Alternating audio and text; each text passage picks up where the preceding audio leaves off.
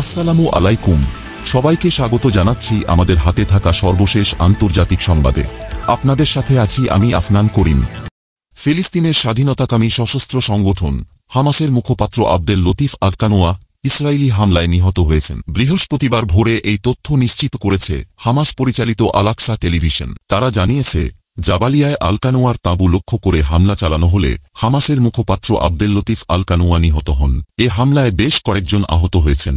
অন্যদিকে গাজা সিটিতে পৃথক হামলায় কমপক্ষে 6 জন এবং দক্ষিণ গাজার খান ইউনিসে একজন নিহত হয়েছেন বলে গাজার স্বাস্থ্য মন্ত্রণালয় জানিয়েছে। অন্যদিকে কুদস নিউজ নেটওয়ার্কও হামাসের এই মুখপাত্রের হত্যাকাণ্ডের বিষয়ে প্রতিবেদন প্রকাশ করেছে। তারা মাটিতে আবৃত অবস্থায় আল-কানোয়ার লাশের একটি ছবিও প্রকাশ করেছে। এই সপ্তাহের শুরুতে ইসরায়েল হামাসের রাজনৈতিক কার্যালয়ের সদস্য ইসমাইল বারহুম এবং আরেক জ্যেষ্ঠ নেতা সালাহ আল বারহুমকে হত্যা করে। বারহুম এবং আল বারহুম উভয়ই হামাসের সিদ্ধান্ত গ্রহণকারী শীর্ষ সংস্থা রাজনৈতিক কার্যালয়ের সদস্য ছিলেন। ইসরায়েলের বর্বর হামলা চলতি বছরের জানুয়ারিতে কার্যকর হওয়া যুদ্ধবিরতি চুক্তি ভেঙে দিয়েছে। এর আগে গত বছরের নভেম্বরে আন্তর্জাতিক অপরাধ আদালত গাজায় যুদ্ধাপরাধ এবং মানবতাবিরোধী অপরাধের জন্য ইসরায়েলি প্রধানমন্ত্রী বেনিয়ামিন নেতানিয়াহু এবং তার সাবেক প্রতিরক্ষামন্ত্রী ইয়োভ গ্যালান্টের বিরুদ্ধে গ্রেপ্তারি পরোয়ানা জারি করে।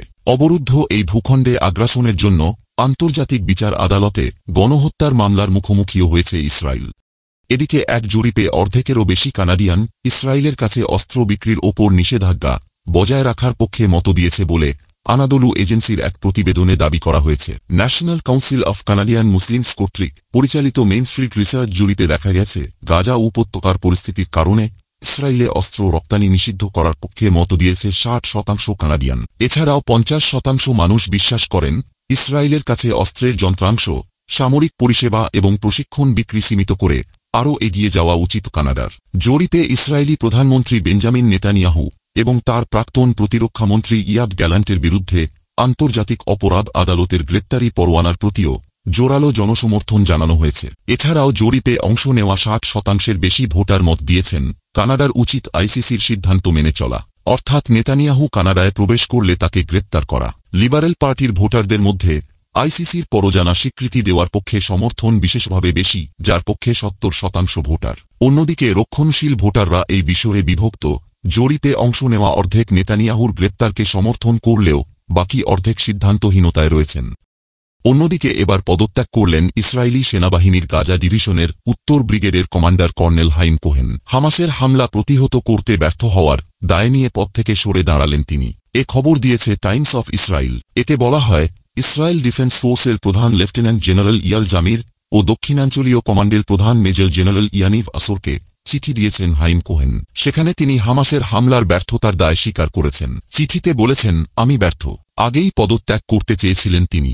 এছাড়া তিনি ইসরায়েলের সামরিক বাহিনীর সাবেক প্রধান লেফটেন্যান্ট হারজি হালেভির বিরুদ্ধে তাকে পদোন্নতি না দেওয়ার অভিযোগ আনেন। 5 মার্চ ওমরি মাহিয়াহকে কোহেনের স্থলাভিষিক্ত করা হয়েছে। 7 অক্টোবর সকালে রেইমের কাছে অবস্থিত গাজা ডিভিশনের ঘাঁটিতে নিজের ওয়ারকক্ষে অবস্থান করছিলেন কোহেন। ওই দিন নিরিমের কাছে হামাসের বিরুদ্ধে যুদ্ধ করছিলেন দক্ষিণাঞ্চলীয় ব্রিগেডের কমান্ডার কর্নেল আসাফ হামামি। যুদ্ধে তিনি নিহত হন এবং তার মৃতদেহটি অপহরণ করে গাজায় নিয়ে যাওয়া হয়। এভাবে সামরিক বাহিনীর প্রথম সারির কর্মকর্তারা একের পর এক পদত্যাগ করায় ক্রমবর্ধমান চাপে পড়ছেন বেনিয়ামিন নেতানিয়াহু। দেশটিতে তার পদত্যাগের দাবি দিন দিন শক্তিশালী হচ্ছে। তবে নিজের বিরুদ্ধে বিরোধী দলীয় রাজনীতিকদের এমন দাবি আমলেই নিচ্ছেন না নেতানিয়াহু।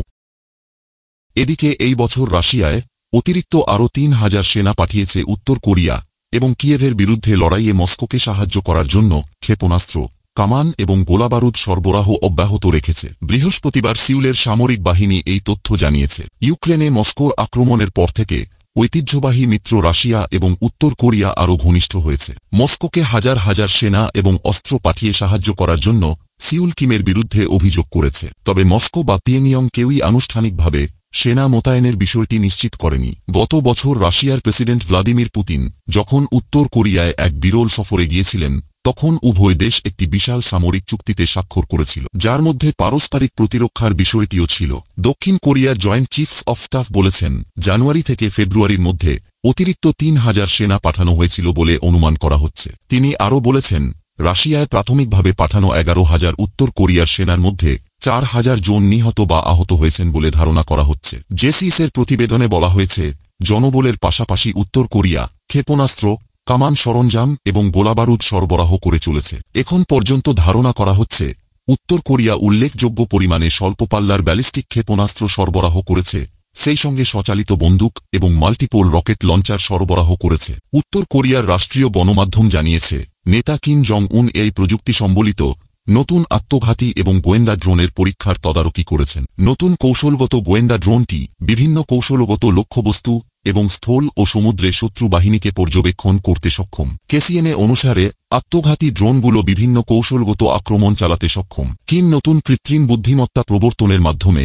কৌশলগত গোয়েন্দা ড্রোন এবং আত্মঘাতী ড্রোনের উন্নত কর্মক্ষমতা মূল্যায়ন করেছেন। এছাড়া তিনি উৎপাদন ক্ষমতা বাড়ানোর জন্য একটি পরিকল্পনায়ও সম্মত হয়েছেন বলে কেসিএনএ জানিয়েছে। গত বছরের আগস্টে আক্রমণাত্মক ড্রোন উন্মোচন করেছিল পিয়ংইয়ং। বিশেষজ্ঞরা তখন সতর্ক করেছেন, রাশিয়ার পক্ষে যুদ্ধের জন্য পাঠানো উত্তর কোরিয়ার সেনারা আধুনিক যুদ্ধের অভিজ্ঞতা অর্জন করবে, যার মধ্যে রয়েছে যুদ্ধক্ষেত্রে ড্রোন কিভাবে ব্যবহার করা হয়। কিম আক্রমণাত্মক ড্রোনগুলোর ব্যাপকভাবে উৎপাদনের নির্দেশ দিয়েছিলেন 4 মাস আগে। এটি বিস্ফোরক বহন করার জন্য ডিজাইন করা হয়েছে এবং ইচ্ছাকৃতভাবে শত্রু লক্ষ্যবস্তুতে বিধ্বস্ত করা যায়। কার্যকরভাবে নির্দেশিত ক্ষেপণাস্ত্র হিসেবেও কাজ করে। 22 সালে পিয়ংইয়ং সীমান্তের ওপারে ড্রোন পাঠিয়েছিল, যেগুলো সিউলের সামরিক বাহিনী গুলি করে ভূপাতিত করতে পারেনি। তারা বলেছিল এগুলো খুব ছোট।